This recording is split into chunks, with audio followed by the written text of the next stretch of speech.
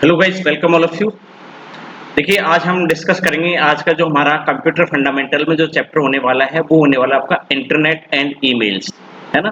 तो ये जो चैप्टर आपका इंटरनेट और ईमेल्स जो है ये बहुत अच्छा चैप्टर है।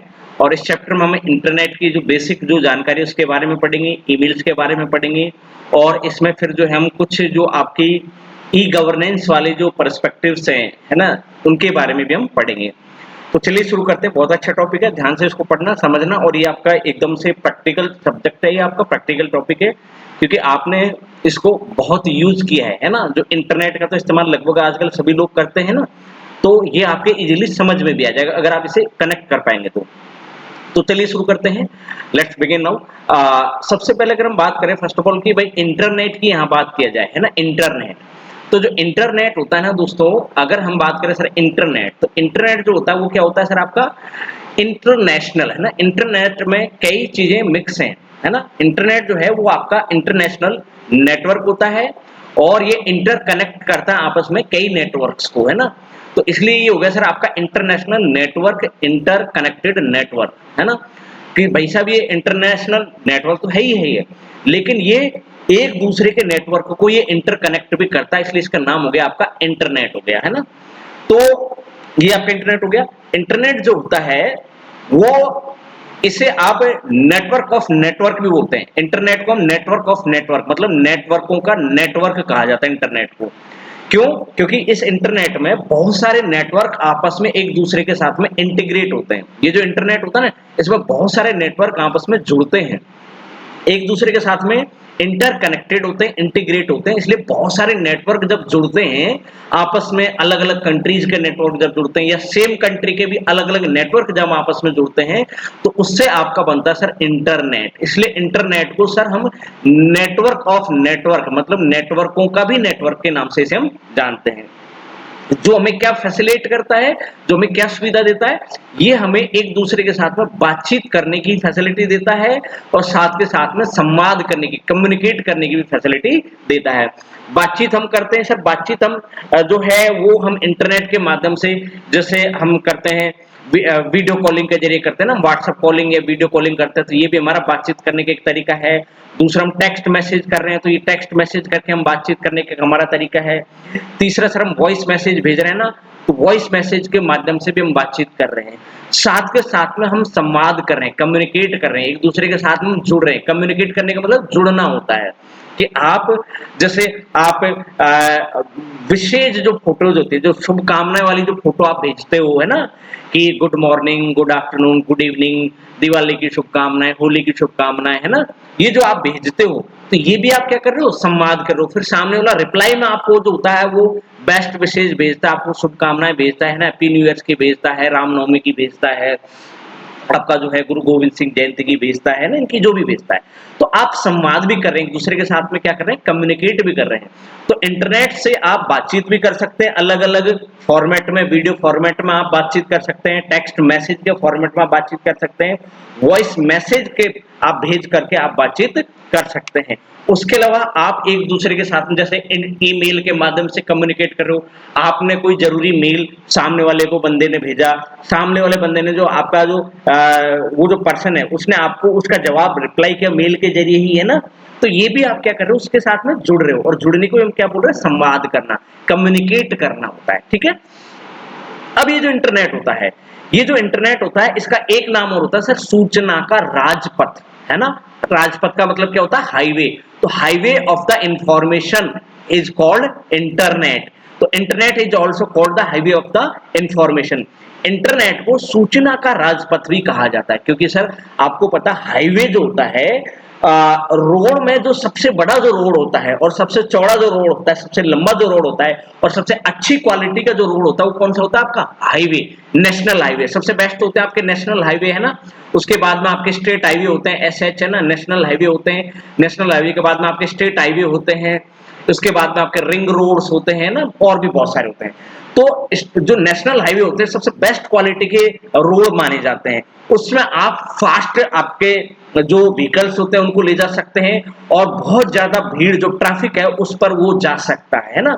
तो ऐसे आपका जो इंफॉर्मेशन है, तो इंफॉर्मेशन जो है उसका जो हाईवे है वो क्या हो गया, इंटरनेट। सर इंटरनेट के माध्यम से आप बहुत बड़ी सूचना को, बहुत बड़ी इंफॉर्मेशन को, बहुत ज्यादा हैवी इंफॉर्मेशन को बहुत तेजी से, बहुत हाई स्पीड के साथ में भेज सकते हैं और रिसीव कर सकते हैं।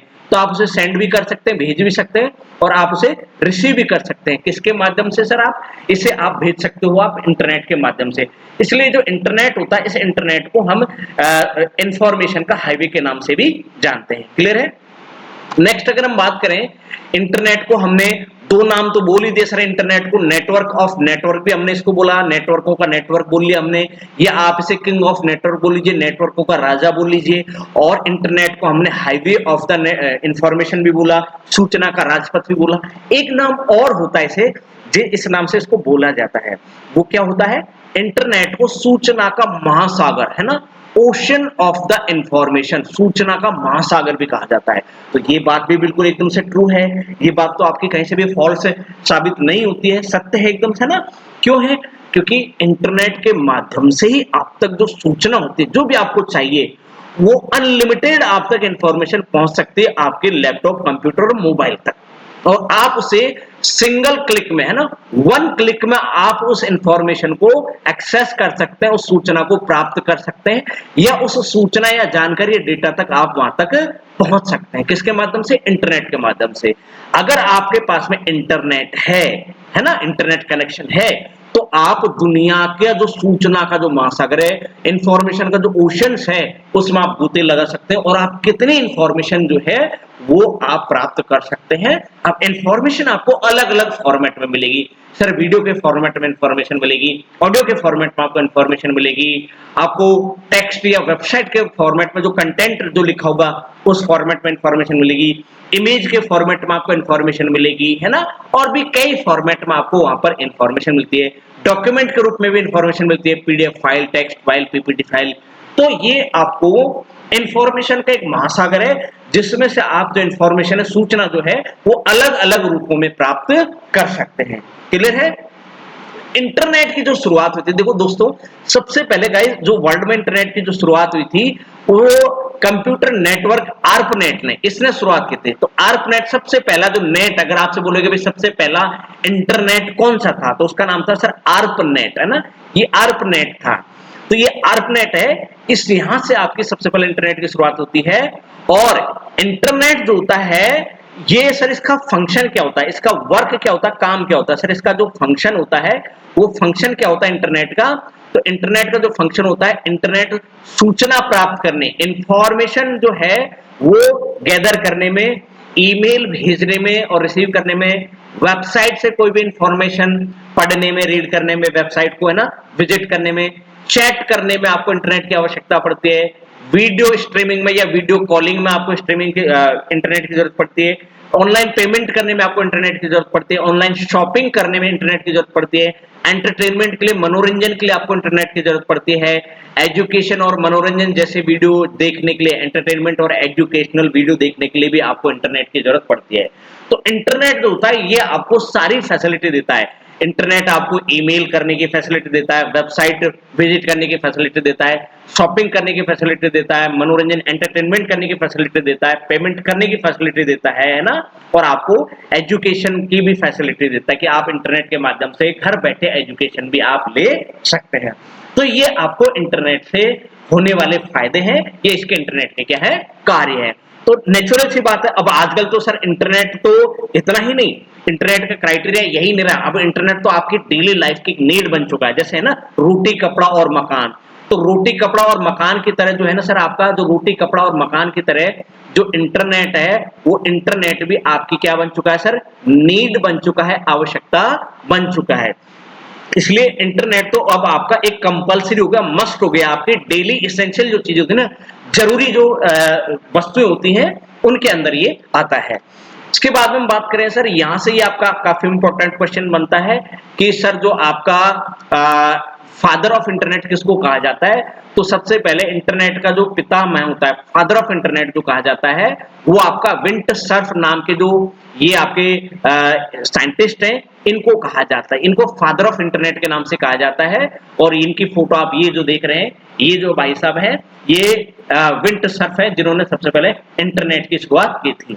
भारत में अगर हम बात करें सर इंटरनेट की शुरुआत कब हुई, तो भारत में इंटरनेट की जो शुरुआत हुई थी सर वो 15 अगस्त 1995 को इसको लागू किया गया था, है ना। अप्लाई 15 अगस्त 1995 को लागू कर दिया गया था यहाँ इंडिया के अंदर इंटरनेट को।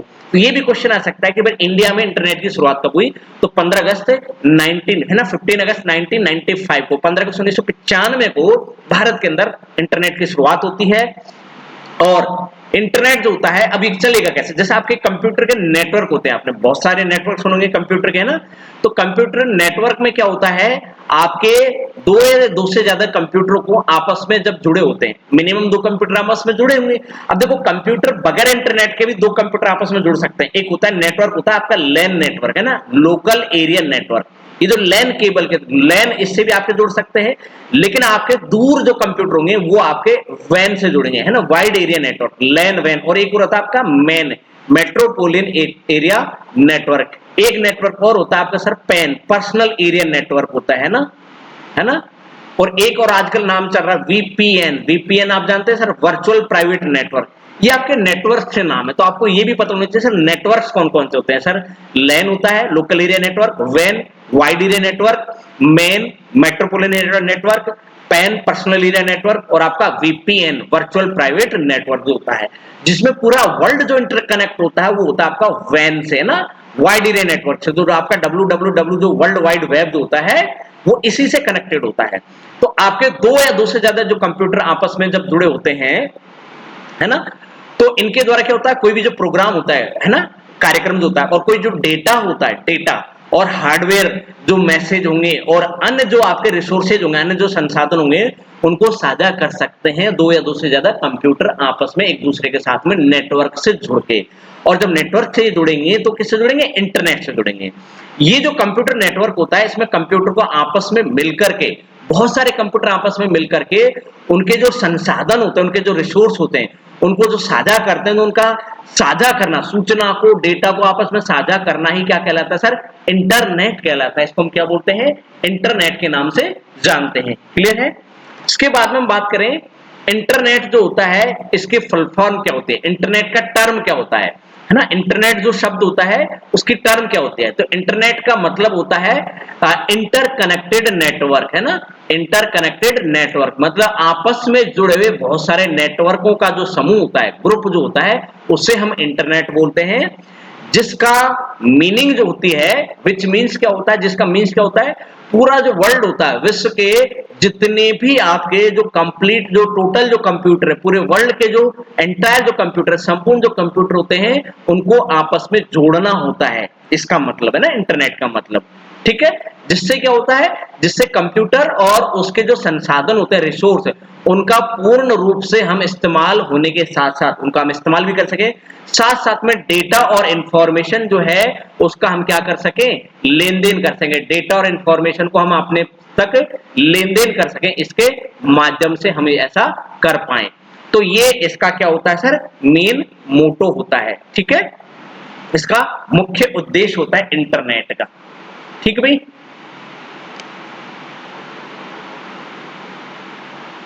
इसके बाद हम बात करें सर इंटरनेट में, जो इंटरनेट का जब हम यूज करते हैं तो सर वहां आपके एक आपके इंटरनेट प्रोटोकॉल होते हैं। क्या होते हैं, इंटरनेट प्रोटोकॉल होते हैं। जैसे कोई भी चीज जब काम करती है ना तो उसका क्या होता है, एक प्रोटोकॉल होता है। एक होता है ना, जैसे आपने सुना SOP, standard operational procedure, SOP, ऐसे ही होते हैं सर आपके प्रोटोकॉल। कोई भी चीज का जब हम इस्तेमाल करते हैं, जो कोई भी चीज जब काम करते हो तो उसके कुछ नियम कानून होते हैं, कुछ फिक्स पैरामीटर्स होते हैं जिन्हें आप यहाँ पर प्रोटोकॉल बोल सकते हो।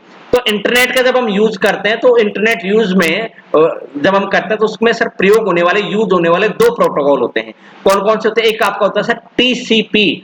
टीसीपी के फुल फॉर्म होते हैं ट्रांसमिशन कंट्रोल प्रोटोकॉल, और एक होता है सर आपका आईपी, इंटरनेट प्रोटोकॉल। तो जब भी हम इंटरनेट को इस्तेमाल करेंगे, इंटरनेट को यूज करेंगे, तो वो इंटरनेट जब हम यूज कर रहे हैं उस दौरान 2 प्रोटोकॉल काम कर रहे हैं, 2 प्रोटोकॉल वहां पर फंक्शन कर रहे हैं। एक आपका आईपी होता है इंटरनेट प्रोटोकॉल, और एक आपका होता है sir TCP, transmission control protocol होता है। अब अगर हम बात करें सर इंटरनेट की, तो इंटरनेट में का जो यूज होता है, इंटरनेट के जो दूसरे जो फील्ड है, अन्य जो क्षेत्र हैं, उनके लिए जो स्टैंडर्ड्स होते हैं डायरेक्शन और ना गाइड और डायरेक्शन तय करने के लिए और रिसर्च करने के लिए बनाया गया जो समूह होता है उसको हम W3C है ना, W3C। और W3C क्या होता है? W का मतलब वर्ल्ड वाइड वेब, W3 का मतलब 3 W है इसमें, W और आपका C। ये जो 3 W है ना आपका 3W है, तो सर इनका जो ग्रुप होता है उसको हम W3WC बोलते हैं। मतलब 3WC का मतलब वर्ल्ड वाइड वेब कंसर्टियम है ना, कंसर्टियम के नाम से इसको जाना जाता है। तो ये एक हमने ग्रुप बनाया है रिसर्च करने के लिए और एक हमने स्टैंडर्ड्स बनाए उसको हम सर 3WC के नाम से जानते हैं। इंटरनेट जब शुरुआत में अर्लियर स्टेज की अगर हम बात करें, इंटरनेट शुरुआत में क्या होता था? कंप्यूटर नेटवर्क के साथ में माना जाता था, जिसकी शुरुआत इंटरनेट की सर 1969 में अमेरिका का जो डिफेंस जो डिपार्टमेंट है, रक्षा विभाग जो है, उसके साथ में इसकी शुरुआत हुई थी कैलिफोर्निया यूनिवर्सिटी के साथ में। और एक और आपका था स्टैनफोर्ड यूनिवर्सिटी, उसका जो रिसर्च जो डिपार्टमेंट है उसके द्वारा इसको शुरुआत किया गया था और इसका नाम रखा गया था सर आर्पनेट है ना। तो अमेरिका से इसकी शुरुआत हुई है सर 1969 में, 1969 में, और इसका नाम रखा गया था इंटरनेट का सबसे पहले आर्पनेट नाम रखा गया था।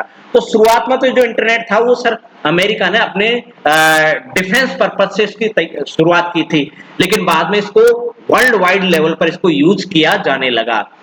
टिम बर्नर्स-ली नाम के एक साइंटिस्ट हैं, ये भी काफी ट्रेंडिंग में रहते हैं, बहुत इंपॉर्टेंट इनके ऊपर क्वेश्चन आता है। टिम बर्नर्स-ली, इन्होंने सर इंटरनेट तो उन्होंने बना ही दिया आपका है ना, लेकिन उसके बाद में सर 1989 में टिम बर्नर्स-ली ने WWW वर्ल्ड वाइड वेब का आविष्कार किया और यहीं से आपकी वेबसाइट की शुरुआत होती है ना इसने। तो 1980 लगभग 20 साल के बाद में टिम बर्नर्स-ली ने WWW, तो ये आता क्वेश्चन सर टिम WWW का आविष्कार किसने किया? वर्ल्ड वाइड वेब का आविष्कार किसने किया? टिम बर्नर्स-ली नाम के साइंटिस्ट हैं इन्होंने। और 20 दिसंबर 1990 को उन्होंने दुनिया की पहली वेबसाइट भी बनाई और उसको लाइव किया, जिसे 6 अगस्त 1991 को सभी के द्वारा इसको देखा गया। तो इन्होंने लगभग 1-1.5 साल में उस वेबसाइट को पब्लिश कर दिया, लाइव किया और उसको 1991 में 6 अगस्त 1991 में उसको क्या कर दिया? पब्लिकली कर दिया, दुनिया में सभी जगह उसको देखा जाने लगा। ठीक है। अब इंटरनेट जब हम एक्सेस करते हैं, इंटरनेट को जब हम इस्तेमाल करते हैं, तो उसको इस्तेमाल करने के हमारे जो तरीके होते हैं, वो इस्तेमाल करने के तरीके कौन कौन से होते हैं? तो देखो, इंटरनेट को इस्तेमाल करने के तरीकों की अगर मैं बात करूं तो उनमें एक तरीका होता है जैसे आपका इंटरनेट जो सर्विस जो होती है, इंटरनेट सेवाओं जो होती है, उनके उपयोग के लिए हम सर केबल टेलीविजन है ना, केबल टीवी का हम इस्तेमाल करते हैं। इंटरनेट इस्तेमाल करने के लिए सर हम मॉडेम का इस्तेमाल करते हैं और इंटरनेट इस्तेमाल करने के लिए हम टेलीफोन लाइनों का इस्तेमाल करते हैं, जिनको हम ब्रॉडबैंड सर्विस भी बोलते हैं ना, ये जो होता है। और इंटरनेट इस्तेमाल करने के लिए सर हम इथरनेट का इस्तेमाल करते हैं, वाईफाई के जरिए भी हम इंटरनेट इस्तेमाल करते हैं, fibre optics optical fibre cable के माध्यम से भी हम इंटरनेट इस्तेमाल करते हैं, DSL, ADSL और ISDN है ना, इनके माध्यम से भी हम इंटरनेट इस्तेमाल करते हैं। तो इंटरनेट को एक्सेस करने के लिए, इंटरनेट को इस्तेमाल करने के अलग अलग तरीके, मतलब आपको आपके घर में आपको अपनी डिवाइस में इंटरनेट इस्तेमाल करना है तो आप तक इंटरनेट पहुंचाने का अलग अलग तरीका होता है। कई लोग वाईफाई कनेक्शन करवा लेते हैं, कई लोग जो होते हैं वो टेलीफोन लाइनों के माध्यम से इंटरनेट चलाते हैं, कई लोग जो होते हैं वो ब्रॉडबैंड या ऑप्टिकल फाइबर केबल के जरिए इंटरनेट चलाते हैं, कई लोग डायरेक्ट आपके मॉडेम से भी इंटरनेट चलाते हैं। जैसे अभी मार्केट में आपका आ गया वो शायद स्काई नेट है, जहां तक मुझे ध्यान है ना, स्काई नेट ही है ना, वो एलन मस्क वाला जो है ना वो। ये सर आपका सैटेलाइट इंटरनेट आ गया है ना, ये सैटेलाइट इंटरनेट आ गया। ये सैटेलाइट इंटरनेट में आपकी घर की छत पर एक आप सैटेलाइट लगाइए और आप डायरेक्ट सैटेलाइट इंटरनेट यूज कीजिए, उसके लिए कोई टावर कोई कुछ नहीं, डायरेक्ट, और इसकी स्पीड सबसे फास्ट है और ये कभी भी बंद नहीं हो सकता और इस पर हवा बादलों का कोई असर नहीं पड़ेगा, कभी भी इंटरनेट बंद नहीं होगा, डायरेक्ट सैटेलाइट से ना। तो ये जो इंटरनेट होगा। इसके बाद में हम बात करें सर, एक टर्म होती है आपकी इसमें ISP। ISP का मतलब होता है सर इंटरनेट सर्विस प्रोवाइडर। भाई साहब आप इंटरनेट तो चलाओगे, लेकिन सर आपको कौन सी कंपनी कौन सा सर्विस प्रोवाइडर इंटरनेट उपलब्ध करवाएगा, ये डिपेंड करता है ना। तो आपका जो इंटरनेट सर्विस प्रोवाइडर होना जरूरी है। आपको इंटरनेट सर्विस प्रोवाइडर जो होगा ना, वही आपको इंटरनेट की सेवा उपलब्ध करवाएगा।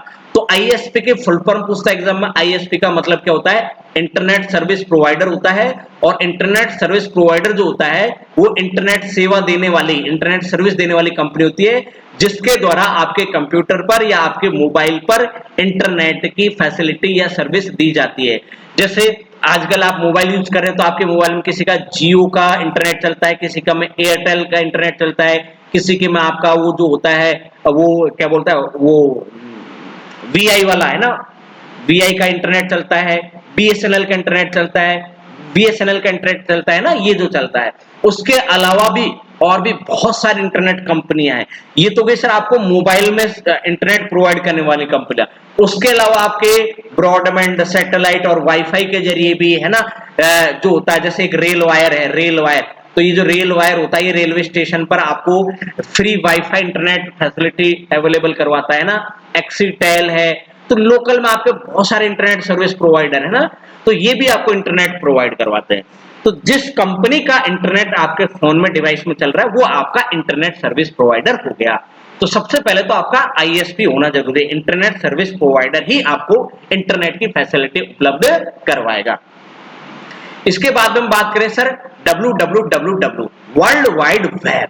अब आपको पता है सर वर्ल्ड वाइड वेब का आविष्कार जो किसने किया था सर? आपका 1989 में टिम बर्नर्स-ली ने किया, और इन्होंने सर आपका 6 अगस्त 1990 को पहली वेबसाइट लाइव कर दी थी, और इसको बाद में 1991 में आपको पब्लिक भी कर दिया था। ठीक है, ये जो था, तो इन्होंने इसको आविष्कार किया। तो इसके फुल फॉर्म आते ज्यादातर, बहुत मोस्ट ट्रेंडिंग क्वेश्चन रहता है एग्जाम में सर, www की फुल फॉर्म, ट्रिपल डब्ल्यू की फुल फॉर्म पूछता है, और इस ट्रिपल डब्ल्यू को किसने इन्वेंट किया? तो वो क्या था? टिम बर्नर्स-ली ने। इसका पूरा नाम वर्ल्ड वाइड वेब होता है। जो इंटरनेट पर उपलब्ध जो वेबसाइट होती है, आपकी जो वेबसाइट जो अवेलेबल होती है, और उनके जो वेब पेज होते हैं, उनके द्वारा यूजर को हाइपर लिंक के माध्यम से सूचनाओं को ट्रांसमिट करना, प्रेषित करने में सहायता प्रदान करता है ना। तो वहां पर आपका एक लिंक होता है, उस लिंक के माध्यम से वो करेगा क्या? उस वेबसाइट पर आपको वो सूचनाएं देगा। वो लिंक कनेक्टेड होगा उस वेबसाइट से, और वो वेबसाइट होगी वो उसके सर्वर पर वहां से होस्ट होती है, उस कंपनी के सर्वर से। ठीक है, तो यहां से आपका ये www आता है, जो आपके अंग्रेज वैज्ञानिक थे टिम बर्नर्स-ली, इन्होंने 1989 में वर्ल्ड वाइड वेब का क्या किया था? आविष्कार किया था। इसके बाद में आती है सर आपकी वेबसाइट। ठीक है, अब वेबसाइट क्या होती है सर? वेबसाइट कोई भी जो कंप्यूटर रहता है आपका, कंप्यूटर में और कंप्यूटर के इंटरनेट पर बहुत सारे वेब पेज का एक क्या होता है? ग्रुप होता है। क्या होता है? ग्रुप होता है। जैसे मैं बोलूँ कि सर पीडीएफ फाइल है ना, तो सर पीडीएफ फाइल में क्या होगा? बहुत सारे सॉफ्ट फॉर्मेट में पीडीएफ पेजों का एक ग्रुप होता है ना, बहुत सारे पीडीएफ पेजों का जो ग्रुप होता है उसको आप क्या बोलोगे? ग्रुप को फाइल बोलोगे। ऐसे आपकी जो वेबसाइट होती है, तो वेबसाइट क्या होती है? बहुत सारे वेब पेज होते हैं। वेबसाइट के अंदर क्या होते हैं? Web page. तो बहुत सारे वेब पेजों का जो ग्रुप होता है उसे वेबसाइट बोलते हैं। वेबसाइट आपकी सिंगल वेब पेज वाली भी हो सकती है, 2 वेब पेज वाली वेबसाइट भी हो सकती है, और आपके मल्टीपल वेब पेज वाली भी वेबसाइट हो सकती है। जैसे मैं बोलूं सर रजिस्टर या नोटबुक है ना, तो नोटबुक होती है ना आपकी, नोटबुक जिसमें आप नोट्स बनाते हो, तो नोटबुक में क्या होता है सर? आपके बहुत सारे क्या होते हैं? पेज होते हैं, है ना, बहुत सारे आपके नोटबुक के क्या होते हैं? पेज। तो नोटबुक के पेज का जो ग्रुप होता है, जब वो बहुत सारे पेजों को ग्रुप में आप बाइंड कर लेते हो तो उससे क्या बन जाती है? आपकी नोटबुक बन जाती है, या रजिस्टर बन जाता है ना, या कॉपी बन जाती है। ऐसे ही बहुत सारे वेब पेजों का जो ग्रुप होता है वो मिलकर के क्या बनाता है? वेबसाइट बनाता है। और इस वेबसाइट के वेब पेज पर क्या होते हैं? बहुत सारे डॉक्यूमेंट्स होते हैं, बहुत सारे इस पे क्या होते हैं? इंफॉर्मेशन होता है, डेटा होता है, जिस पर आप इन वेब पेज पर या इस वेबसाइट पर आप इंटरनेट के माध्यम से ही वहां तक पहुंचा जा सकता है। अगर आपका इंटरनेट नहीं चल रहा है, आपके पास में इंटरनेट फैसिलिटी अवेलेबल नहीं है, तो आप उस वेबसाइट को ओपन नहीं कर पाएंगे। जब वेबसाइट ही ओपन नहीं होगी तो उसके वेब पेज लोड नहीं होंगे, और जब वेब पेज लोड नहीं होंगे तो वेब पेज पर जो कोई भी इंफॉर्मेशन पड़ी हुई है, जो कोई भी डेटा, जो कोई भी फाइल वहां पर पड़े हैं, डॉक्यूमेंट पड़े हुए हैं, तो वो भी आप ओपन नहीं कर सकते, या आप उन्हें डाउनलोड नहीं कर सकते, या आप उन्हें देख नहीं सकते। इसलिए आपको वेबसाइट और वेब पेजों को खोलने के लिए, देखने के लिए आपके पास में इंटरनेट कनेक्शन का होना जरूरी है। अब एक जो वेब पेज होता है, उस वेब पेज पर बहुत सारी जानकारी होती है और अलग अलग तरीके की जानकारी होती है। जैसे उस वेब पेज पर आपको टेक्स्ट के फॉर्मेट में, मतलब ऐसे टाइप फॉर्मेट में जानकारी होगी, वहां पर आपके ग्राफिक्स फॉर्मेट में जानकारी होगी, मतलब इमेज के फॉर्मेट में, एनिमेटेड वीडियो के फॉर्मेट में या एनिमेशन के रूप में जानकारी होती है, और ऑडियो और वीडियो के रूप में भी वहां पर आपको जानकारी देखने को मिलती है ना। अगर और आपको पता, तो ये आपको वहां वेबसाइट के वेब पेज पर होता है। अब देखो, किसी भी वेबसाइट को आपको सर्च करना है, तो किसी भी वेबसाइट को आपको सर्च करना है, तो सर्च करने के लिए आपको उसका एक यूआरएल, वो यूआरएल इस्तेमाल करना पड़ता है ना, यूआरएल। और यूआरएल की फुल फॉर्म आती है, एग्जाम में बहुत इंपॉर्टेंट है सर। यूआरएल की फुल फॉर्म होती है सर आपकी यूनिफॉर्म रिसोर्स लोकेटर। इसका इस्तेमाल किया जाता है, जो एक आपका यूनिक वेब एड्रेस भी होता है। तो वेबसाइट को खोलने के लिए आपके पास में उसका वेब एड्रेस होगा। जैसे आपका ये www.google.com, ये एक यूनिक, एक अद्वितीय आपका क्या है सर, ये वेब एड्रेस है। ये किसी दूसरे कंपनी का नहीं हो सकता, ये केवल एक ही कंपनी होगा, ऐसा अकेला होगा ना। अगर कोई दूसरा इसी नाम से बनाएगा गूगल, तो हेर फेर करना पड़ेगा। जैसे www.google है ना live.com, ऐसे करना पड़ेगा। इस नाम से सेम वेब एड्रेस नहीं बनेगा आपको, इसको हम डोमेन भी बोलते हैं ना, डोमेन नेम भी बोलते हैं इसे, है ना। तो ये आपको इस एड्रेस को वहां उसमें टाइप करके आपके ब्राउजर में और सर्च इंजन में फिर आप उस वेबसाइट को ओपन कर पाओगे। तो जो यूआरएल जो होता है, वो क्या होता है, आपका वेब एड्रेस होता है, यूनिक वेब एड्रेस होता है। तो ये एक यूआरएल है आपका, इसको आप वहां पर टाइप करके और उस वेबसाइट को खोल सकते हैं। जैसे ही आपकी वेबसाइट ओपन होगी, तो सबसे पहले वेबसाइट का जो पहला जो पोर्शन ओपन होगा, वो होता है आपका होम पेज। क्या होता है, होम पेज ओपन होता है ना। अब होम पेज क्या होता है सर, होम पेज क्या होता है, होम पेज किसी भी वेबसाइट का वो फर्स्ट पेज होता है, पहला पेज होता है। तो वेबसाइट ओपन होने पर सबसे पहले वेबसाइट का जो पोर्शन, जो पेज आपको दिखाई देता है, वो क्या होता है, आपका होम पेज होता है। और इस होम पेज से ही वहां पर बहुत सारे ऑप्शन आपको देखने को मिलते हैं, जिन पे आप क्लिक करके और दूसरे पेजों पर रिडायरेक्ट हो सकते हैं, उनको ओपन कर सकते हैं, जिससे अन्य वेब पेज जुड़े रहते हैं। और उन दूसरे वेब पेजों को ओपन करने के लिए वहां बहुत सारे ऑप्शन आपको देखने को मिलते हैं। ये जो होम पेज होता है, इसे मास्टर पेज भी बोलते हैं और इसे मेन पेज, मुख्य पेज के नाम से भी जाना जाता है।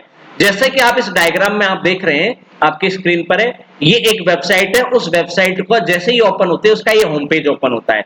तो इस होम पेज वाले ऑप्शन पर आपका होम मिलेगा, है ना। तो जब भी आप इस वेबसाइट पे स्क्रॉल करके नीचे जाओगे या किसी दूसरे पेज को ओपन करोगे, और अगर आप होम पे क्लिक कर दोगे, तो होम पेज पे आ जाओगे और होम पेज में आपको ऐसा दिखाई देगा। इस होम पेज पर अगर आप इस वेबसाइट का कोई भी जो न्यूज लेटर है, उसको एक्सेस करना चाहते हो, तो यहाँ पर अपना नाम और ईमेल आईडी डाल करके और यहाँ से आप उसको सेंड करके इसके न्यूज लेटर को ज्वाइन कर सकते हो। जब यहाँ कुछ नई जो जानकारी आएगी, तो आपके मेल आईडी पर उसका मैसेज आ जाएगा। उसके बाद में ये वेबसाइट आपको क्या सर्विस प्रोवाइड करवा रही है, तो इस पर क्लिक करोगे, है ना, और इस ब्लॉग वाले पर क्लिक करोगे, तो यहाँ आपको नया पेज खुल जाएगा, है ना। तो यहाँ नया पेज खुलेगा, सर इसमें कौन कौन सी सर्विस मिल रही है, उन पे क्लिक करोगे तो आपको नया पेज खुल जाएगा, है ना। तो इस होम पेज पर और भी बहुत सारे पेज आपस में इंटरकनेक्ट होते हैं, जुड़े होते हैं, लोड होते हैं। जैसे इन पे आप क्लिक करोगे, नए पेज खुल जाएंगे, और वापस जैसे आप होम पे क्लिक करोगे, तो आप यहाँ से रिडायरेक्ट आ जाएगा।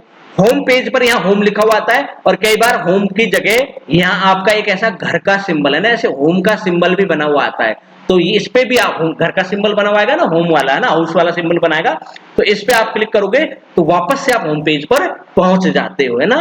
और ऐसे आप इस वेबसाइट का होम पेज ओपन करते हो। इसके बाद में आपका आता है sir web browser. Web browser की अगर हम बात करें, यहाँ पर वेब ब्राउजर क्या होता है सर, आपका वेब ब्राउजर आपका एक एप्लीकेशन सॉफ्टवेयर होता है ना। ये एक सॉफ्टवेयर होता है। आपको पता है सर, सॉफ्टवेयर दो तरीके के होते हैं सर, एक सिस्टम सॉफ्टवेयर होता है ना, और एक होता है सर आपका एप्लीकेशन सॉफ्टवेयर, एप्लीकेशन सॉफ्टवेयर। अब आपको पता है सर, सिस्टम सॉफ्टवेयर में तो आपका आता है सर विंडो, है ना। ये विंडो डिस्क ऑपरेटिंग सिस्टम है ना, ये ऑपरेटिंग सिस्टम, ये वो सिस्टम सॉफ्टवेयर, वो सॉफ्टवेयर होते हैं जिनके बगैर कंप्यूटर चल ही नहीं सकता।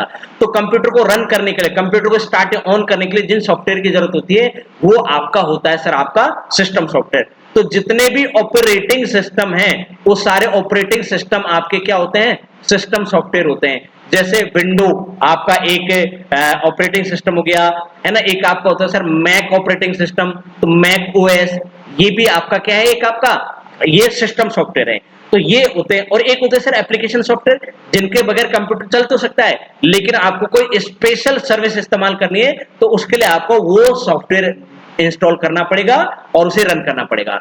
इसलिए अगर आपको वेबसाइट चलानी है आपके कंप्यूटर में, तो सर आपको वहां वेबसाइट, आपको कंप्यूटर में आपके में वो जो ब्राउजर होगा, वेब ब्राउजर, वो इंस्टॉल करना पड़ेगा, और तब आप उस वेब ब्राउजर के अंदर एक सर्च इंजन होता है, उसका इस्तेमाल करके आप कोई भी वेबसाइट खोल सकते हैं या कोई भी जानकारी सर्च कर सकते हैं। तो वेब ब्राउजर क्या हो गया सर, एक आपका एप्लीकेशन सॉफ्टवेयर होगा। जैसे आपको पता है MS ऑफिस, तो MS ऑफिस भी एक आपका एप्लीकेशन सॉफ्टवेयर है ना, जिसके पार्ट होते हैं MS Word, MS PowerPoint, MS Excel, MS Express, है ना, ये जो होते हैं। तो वेब ब्राउजर एक आपका एप्लीकेशन सॉफ्टवेयर हो गया, जो वर्ल्ड वाइड वेब पर जो डेटा होता है, वेबसाइट पर जो डेटा होता है, उसको क्लाइंट कंप्यूटर तक, क्लाइंट का मतलब हो गया जो बंदा उस वेब ब्राउजर के या कंप्यूटर को इस्तेमाल कर रहा है, वो क्लाइंट हो गया उसका, वहां तक उसकी इंफॉर्मेशन को लाने में इस्तेमाल किया जाता है, जिसमें वेब पेज खुलेंगे, है ना, इस वेब ब्राउजर में कुछ इमेज भी खुलेंगी, वेब ब्राउजर में कुछ वीडियो भी देखने को मिलेंगी, कुछ अन्य डॉक्यूमेंट फाइलें भी आपको वहां पर देखने को मिलती हैं वेब ब्राउजर में जब आप सर्च करते हो। ठीक है, अब एक होता है सर आपका वेब सर्वर। वेब सर्वर क्या होता है, वेब ब्राउजर को जो जवाब होता है, आंसर के रूप में मांगी गई जो जानकारी होता है, तो ब्राउजर में आपने कोई भी जानकारी सर्च करी, इंफॉर्मेशन, तो वो उस ब्राउजर तक जो जानकारी पहुंचेगी, वो कहां से पहुंचेगी सर, वेब सर्वर से। वेब सर्वर से वो जानकारी को सर एक्सेस किया जाएगा और उसको कहां दिखाया जाएगा, वेब ब्राउजर में दिखाया जाता है ना। तो ये जो होता है, तो वेब सर्वर जो होता है वो वेब ब्राउजर को जानकारी भेजता है और इसको ब्राउजर में डिस्प्ले करने का काम, प्रदर्शित करने का काम करता है। ठीक है, तो वेबसाइट चलाने के लिए आपको वेब ब्राउजर चाहिए और सर्वर चाहिए, सर्वर पर ही इंफॉर्मेशन या डाटा क्या होता है, अपलोड होता है, स्टोर होता है।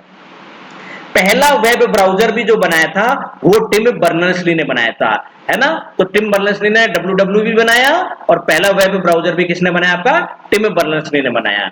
अब आपको पता है sir web browser application software होते हैं जिस पर आप वेबसाइट और वेबसाइट के वेब पेज को देख सकते हो, है ना, और आप किस किस फॉर्मेट में देख सकते हो, जैसे टेक्स्ट आधारित अगर आप फॉर्मेट में आप कोई ब्राउजर होता है, वो ये ब्राउजर आपको टेक्स्ट आधारित सूचनाएं ही देता है, इसमें आपको वीडियो, ऑडियो, जो इमेज होंगी वो कुछ नहीं मिलेंगे। और वो होता है आपका लाइनेक्स, है ना, LYNX, लाइनेक्स, है ना, लाइनेक्स जो होता है, ये एक आपका वेब ब्राउजर होता है। उसके अलावा बहुत सारे वेब ब्राउजर और देखने को मिलेंगे, जैसे मोज़ेक वेब ब्राउजर हो गया, नेटस्केप हो गया, आपका सबसे फेमस दो वेब ब्राउजर आपके गूगल क्रोम और मोजिला फायरफॉक्स, है ना।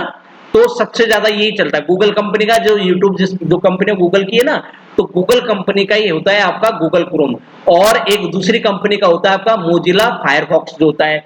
ऐसे ही आपका जो माइक्रोसॉफ्ट विंडो जो बनाती है जो कंपनी, माइक्रोसॉफ्ट कंपनी का एक वेब ब्राउजर होता है आपका माइक्रोसॉफ्ट एज होता है। ये जो सफारी जो होता है ये एप्पल कंपनी का होता है। कौन सी कंपनी का है, एप्पल कंपनी का वेब ब्राउजर है सफारी। उसके बाद में ओपेरा ये कंपनी का है। इसके अलावा और एक होता है टॉर, है ना, टॉर वेब ब्राउजर। ये जो ज्यादातर जो डार्क वेबसाइट होती है वहां पर ये काम आता है, टॉर वेब ब्राउजर जो होता है। और एक और होता है आपका डक डक गो, है ना, डक डक, है ना, गो, ये भी एक वेब ब्राउजर है। एक वॉल्फ्राम अल्फा होता है ना, वॉल्फ्राम, है ना, ये वॉल्फ्राम अल्फा होता है, ये स्पेशल मैथ्स से रिलेटेड आपको कोई भी जानकारी सर्च करनी है तो इस पे होता है ना, वॉल्फ्राम अल्फा पर। तो ये बहुत सारे आपके वेब ब्राउजर है। अब देखो एग्जाम में आपसे वेब ब्राउजर्स के नाम पूछ लेगा कि बताओ इनमें से कौन सा एक वेब ब्राउजर नहीं है, या चार ऑप्शन देगा इनमें से कौन सा एक वेब ब्राउजर है ना। और ऐसे भी पूछ लेगा सर गूगल कंपनी का वेब ब्राउजर कौन सा है ना, एप्पल कंपनी का वेब ब्राउजर कौन सा है, इस तरीके से पूछ लेगा, है ना। ये तो इन वेब ब्राउजर, और ऐसे भी पूछ लेता है इनमें से कौन सा वेब ब्राउजर कंप्यूटर और आपके मोबाइल में, मतलब आपका मोबाइल वाला वेब ब्राउजर होता है ना एंड्रॉइड के लिए भी, तो वो कौन सा आपका वेब ब्राउजर मोबाइल में इस्तेमाल नहीं होता है ना। या इनमें से कौन से वेब ब्राउजर मोबाइल में भी और कंप्यूटर में दोनों जगह आपका इस्तेमाल होता है। तो गूगल क्रोम मोबाइल में भी इस्तेमाल होता है, मोजिला फायरफॉक्स दोनों जगह इस्तेमाल होता है, सफारी भी, ओपेरा भी, माइक्रोसॉफ्ट एज भी, है ना, और आपका ये जो डकडकगो भी, नेटस्केप भी, आजकल लगभग सारे, क्योंकि सर मोबाइल यूजर्स की संख्या बहुत बढ़ गई है, इसलिए ये आपके कंप्यूटर में भी इस्तेमाल होते हैं और आपके मोबाइल में भी इस्तेमाल होते हैं। अब देखो ये आपका हो गया ना सफारी। तो ये जो सफारी जो वेब ब्राउजर है आपका, ये मैक ऑपरेटिंग सिस्टम, और मैक ऑपरेटिंग सिस्टम क्या होता है आपका, वो जो एप्पल के जो कंप्यूटर आते हैं, तो कंप्यूटर में ये होगा इस्तेमाल। दूसरा आईओएस, एप्पल के फोन में इस्तेमाल होता है। फायरफॉक्स जो होगा सर, फायरफॉक्स आप एप्पल में भी इस्तेमाल कर सकते हो, माइक्रोसॉफ्ट विंडो वाले कंप्यूटर में भी इस्तेमाल कर सकते हो, लाइनेक्स वाले कंप्यूटर में भी इस्तेमाल कर सकते हो, और मोबाइल में भी इस्तेमाल कर सकते हो। गूगल क्रोम को आप सर एप्पल के लैपटॉप में भी कंप्यूटर में इस्तेमाल कर सकते हो, माइक्रोसॉफ्ट विंडो में वाले कंप्यूटर में इस्तेमाल कर सकते हो, लाइनेक्स में भी कर सकते हो, एंड्रॉइड वाले में भी, और क्रोम ऑपरेटिंग सिस्टम वाले जो आप कहते हैं ना क्रोम बुक, ये जो क्रोम ऑपरेटिंग सिस्टम वाले कौन से लैपटॉप आते हैं, ये आते हैं सर आपके क्रोम बुक आते हैं। क्रोम बुक वाले कंप्यूटर में भी आप इनका इस्तेमाल कर सकते हो। माइक्रोसॉफ्ट एज का इस्तेमाल आप माइक्रोसॉफ्ट विंडो में कर सकते हो, मैक ऑपरेटिंग सिस्टम में कर सकते हो, और एंड्रॉइड फोन के लिए भी आप इसका इस्तेमाल कर सकते हैं। ओपेरा वाला जो वेब ब्राउजर है, ये एप्पल के कंप्यूटर में, वो है ना, माइक्रोसॉफ्ट विंडो वाले कंप्यूटर में, लाइनेक्स में, और एंड्रॉइड फोन में भी इसका इस्तेमाल किया जा सकता है। और भी बहुत सारे ब्राउजर होते हैं जो आपके ज्यादातर फोन में इस्तेमाल किए जाते हैं। तो ये कुछ आपके मेन ब्राउजर हैं जो आपके इस्तेमाल किए जाते हैं कंप्यूटर में और आपके फोन्स में इस्तेमाल किए जाते हैं। इसके बाद में मैं बात करूं सर आपका URL, है ना। URL की थोड़ी देर पहले हमने बात की सर, URL की फुल फॉर्म होती है यूनिफॉर्म रिसोर्स लोकेटर। बहुत इंपॉर्टेंट है, URL की फुल फॉर्म पूछता रहता है। अब URL क्या होता है सर, URL आप क्या होता है, कोई भी जो वेबसाइट होती है जो www ये होती है ना, www.https, आगे हम बात करेंगे HTTPS, तो हाइपर टेक्स्ट ट्रांसफर प्रोटोकॉल, और एस है, एस आगे इसका मतलब ये सिक्योर है वेबसाइट। जहां एस आ जाए या ग्रीन लॉक आ जाए, पैडलॉक बोलते हैं उसको, ग्रीन पैडलॉक है। पैडलॉक कैसा होता है, ग्रीन हो गया, ग्रीन हो गया मतलब ये वेबसाइट कैसी है, सेफ है, आप इस वेबसाइट को खोल सकते हैं, इसमें कोई भी मालवेयर या कोई भी वायरस नहीं है। तो जो आपका वर्ल्ड वाइड वेब जो होता है, उस वेबसाइट पर कोई भी जो डॉक्यूमेंट होता है और जो दूसरी जो संसाधन होते हैं, जानकारी होते हैं, उनका एक यूनिक एड्रेस होता है। इस यूनिक एड्रेस से आप उस वेबसाइट को खोल सकते हो। जैसे एग्जांपल के लिए ये हो गया आपका www.http://www.google.com, तो ये जो ना आपका http है ना www.google.com, ये एक आपका यूनिक वेब एड्रेस है। ऐसा किसी दूसरी वेबसाइट का ये वेब एड्रेस नहीं हो सकता, दूसरी वेबसाइट का सेम टू सेम नहीं होगा, उसका कुछ अलग होगा, नया होगा, इसलिए इसको बोल रहे हैं सर यूनिक नेम है, होता है, ये यूनिक एड्रेस होता है, अद्वितीय होता है। ऐसा नाम, ऐसा एड्रेस किसी दूसरे का नहीं हो सकता, है ना। तो इसको हम बोलते हैं URL भी बोलते हैं इसे। तो यूनिफॉर्म रिसोर्स लोकेटर जो होता है वो आपका URI, यूनिफॉर्म रिसोर्स आइडेंटिफायर का ही एक प्रकार होता है, एक टाइप होता है। जैसे तो ये आपका क्या होता है, URI का एक फॉर्मेट होता है, यूनिक URL, ठीक है। इसके बाद में हम बात करें सर, ये जो URL होता है, अभी आपने देखा www.google.com ना, इसका जो पहला जो फर्स्ट जो पार्ट होता है URL का, उसका हम बोलते हैं सर प्रोटोकॉल आइडेंटिफायर, है ना। सर कौन सा प्रोटोकॉल जो आप पढ़ रहे हो ना, HTTP hyper text transfer protocol, है ना। तो ये प्रोटोकॉल को आइडेंटिफाई करता है सर कौन सा प्रोटोकॉल है, और ये इंडिकेट करता है सर कौन सा प्रोटोकॉल यहाँ पर काम में आ रहा है।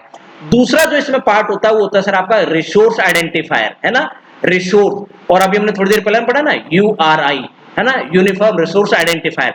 दूसरा पार्ट होता है सर आपका रिसोर्स आइडेंटिफायर होता है, और वो आपके कंप्यूटर के IP एड्रेस या डोमेन नेम को दर्शाता है, या तो डोमेन नेम को बताएगा या कंप्यूटर का IP एड्रेस को दर्शाता है। जैसे यहां आप ये जो देख रहे हो ना आपका, ये जो आप देख रहे हो http://www.google.com, इसमें ये जो HTTP, ये जो फर्स्ट पोर्शन है, ये तो हो गया सर आपका प्रोटोकॉल, है ना, और बाकी जो सेकंड पोर्शन है आपका, ये क्या हो गया आपका रिसोर्स आइडेंटिफायर हो गया, है ना। इसको आप क्या बोलते हो, रिसोर्स आइडेंटिफायर के नाम से जानते हो, ठीक है।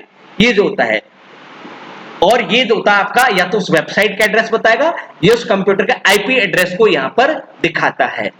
इसके बाद में बात करें सर सर्च इंजन, है ना, कि सर सर्च इंजन क्या होता है ना। अगर हम सर्च इंजन की बात करें कि सर सर्च इंजन क्या होता है और किस तरीके से आपका वर्क करता है, तो देखो सर्च इंजन की अगर हम बात करें यहां पर आपका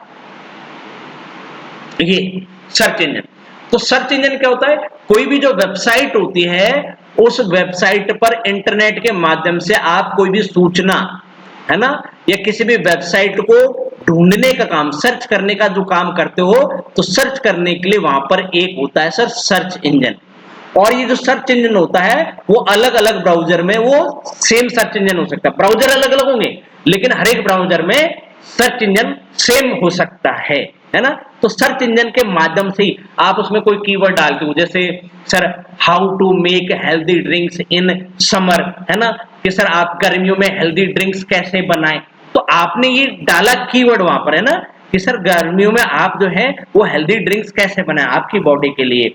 अब ये जो जानकारी आपने जो सर्च करी, इसको सर वो फिर वेब ब्राउजर में आपने इसको सर्च किया सर्च इंजन की सहायता से, और फिर वो इससे रिलेटेड जो जानकारी जहां जहां अलग अलग वेबसाइट के वेब सर्वर में पड़ेगी वहां तक वो जाएगा और उसको एनालाइज करेगा और आपको वो अलग अलग वेबसाइटों को वहां पर वो डिस्प्ले कर देगा, वहां से आप उनको ओपन या विजिट कर करके उनकी जानकारी को वहां से आप गैदर कर सकते हैं।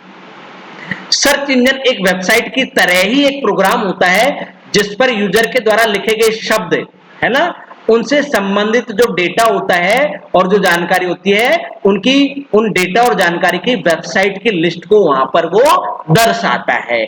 आजकल तो एआई सर्च होता है, तो एआई सर्च जब होता है तो उसमें वो वेबसाइट की जरूरत नहीं करता है, एआई क्या करता है अलग अलग वेबसाइट पर जो बहुत सारी जानकारी होती है उसको रिफाइन करके और आपको वहां पर वो जानकारी उपलब्ध करवा देता है, आपको अलग अलग बेस्ट जो इंफॉर्मेशन होता है उस बेस्ट इंफॉर्मेशन को वहां पर वो डिस्प्ले कर देता है, उसके लिए आपको वहां पर सर्च इंजन की जरूरत नहीं पड़ती है। क्लियर है? तो ये होता है आपका सर्च इंजन। अब जैसे अगर मैं बात करूं सर आपके सर्च इंजन कौन कौन से होते हैं, तो सर्च इंजन में मैं बात करूं सर आपका जैसे गूगल, आपने सुना ना गूगल कर लो, सबसे ज्यादा फेमस तो यही है सर, गूगल कर लो, है ना, गूगल करते हो आप किसी भी इंफॉर्मेशन के लिए, गूगल एक सर्च इंजन है। ज्यादातर आप लोग गूगल के बारे में जानते हैं ये सर्च इंजन, लेकिन आपको बिंग भी एक सर्च इंजन है, और बिंग ज्यादातर आपको इमेज सर्च करने का सबसे बेहतरीन सर्च इंजन है। अगर आपको कोई भी इमेज करनी है, इमेज सर्च करने का सबसे अच्छा है ये। उसके बाद में सबसे पुराना जो सर्च इंजन होता था गूगल से भी पहले याहू चलता था, है ना, अल्ट विस्टा ये सर्च इंजन चलता था, हॉटबॉट सर्च इंजन होता है आपका, है ना, लाइकोस भी एक सर्च इंजन है, ask.com, ज्यादातर आपको जो ट्रेवल से रिलेटेड आपको कोई जानकारी सर्च करनी है तो ask.com एक बढ़िया सर्च इंजन है। उसके अलावा सर आपका डक ये भी एक आपका क्या है सर सर्च इंजन है। तो ऐसे आपको एक और मिलेगा सर बाइडू, ये चीन में सब चलता है सबसे ज्यादा, है ना, चीन में गूगल नहीं चलता है, चीन ने बैन कर रखा है ना वो, यैंडेक्स, है ना, ये चलता है, इकोशिया, है ना, इकोशिया ये भी एक सर्च इंजन आपका, ये डक है, देखो ये डक है, ये आपका ask.com है, ये आपका याहू है, ये बिंग है, ये गूगल है ना, और ये आपका बाइडू है, ये चाइना के अंदर ही चलता है सबसे ज्यादा ना बाइडू जो होता है।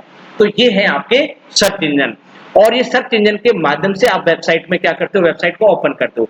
जैसे अगर मैं बात करूं सर मेरे पास में ये जो एक खुल रहा है सर, ये है सर एक ब्राउजर, और इस ब्राउजर के अंदर ये जो देख रहे हो ना सर्च गूगल और टाइप ए यूआरएल, ये सर्च इंजन है। अब मैं इसमें कोई भी जो जानकारी होगी है ना इनके बारे में मैं यहाँ पर आपको इन्फॉर्मेशन डालूंगा, है ना, ये जो होता है, जैसे मैं डालू सर इंडियन डिफेंस स्टॉक्स की क्या हाल, जैसे ही डाला अब मुझे यहाँ इंटरनेट, मैंने इंटरनेट यहाँ पर बंद कर रखा है, जैसे मैं इस इंटरनेट को यहाँ पर ऑन कर दूंगा मुझे उसकी जानकारी यहाँ पर देखने को मिल जाएगी सर्च इंजन के माध्यम से, है ना।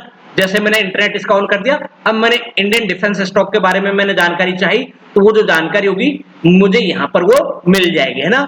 जैसे इंडियन डिफेंस स्टॉक कौन कौन से हैं, भारत डायनेमिक्स, भारत इलेक्ट्रॉनिक्स, है ना, डीसीएक्स सिस्टम्स, है ना, कोचिन शिपयार्ड, ये हैं। तो इनकी जानकारी सर कौन सा स्टॉक कब चल रहा है, अब अलग अलग वेबसाइट यहाँ पर खुल रही है ना, तो मैं यहां से इन पे क्लिक करके, जैसे यहाँ आ रहा है 3 defence stock to add in your investment watch list, मतलब टॉप फाइनेंशियल एक्सप्रेस एक बहुत बड़ा आपकी वेबसाइट है जो आपको इन्वेस्टमेंट से रिलेटेड आपको ये बताती है ना, तो ये बता रही 3 सबसे बढ़िया डिफेंस स्टॉक कौन से जिनमें आप इन्वेस्ट कर सकते हैं, है ना। एरोस्पेस और डिफेंस कंपनियां कौन कौन सी है, defence stock to buy in India 2025 में आप कौन कौन से डिफेंस के शेयर आप यहां से खरीद सकते हैं। तो आपने एक ब्राउजर था, उस ब्राउजर में सर्च इंजन था, उस सर्च इंजन में आपने जो जानकारी सर्च करनी है वो यहाँ पर आपने टाइप की और उससे रिलेटेड जानकारी से संबंधित आपको बहुत सारी जानकारियों की वेबसाइट आपको यहाँ देखने को मिल गई, और यहाँ से आप उन अलग अलग वेबसाइट से उनसे संबंधित जानकारी आप यहाँ प्राप्त कर सकते हैं। ठीक है, तो ये था आपका सर्च इंजन। उम्मीद है आपको समझ में आएगा। आज की क्लास में बस इतना ही, इसकी नेक्स्ट पार्ट और आने वाला है, उस नेक्स्ट पार्ट में हम इंटरनेट और ईमेल के बारे में जो बचा हुआ जो पोर्शन है वो लगभग हम पूरा कर लेंगे। नेक्स्ट वीडियो में हम जो है ईमेल के बारे में भी पढ़ेंगे और भी बहुत सारी चीजों के बारे में, प्रोटोकॉल्स के बारे में भी हम पढ़ेंगे जो हमारे सिलेबस में, उस सिलेबस के हिसाब से। हालांकि तो बहुत कुछ है इंटरनेट के बारे में, लेकिन आपका जो सिलेबस है उस सिलेबस में जो है वो हम नेक्स्ट पार्ट में पढ़ेंगे। उम्मीद है आपको समझ में आया होगा। अगर समझ में आया है तो आप हमारे सेशन को लाइव कर लीजिए और अभी तक आपने हमारे चैनल को सब्सक्राइब नहीं किया है तो चैनल को सब्सक्राइब कर लीजिए। मिलते हैं आपसे नेक्स्ट क्लास में। नमस्कार, जय हिंद।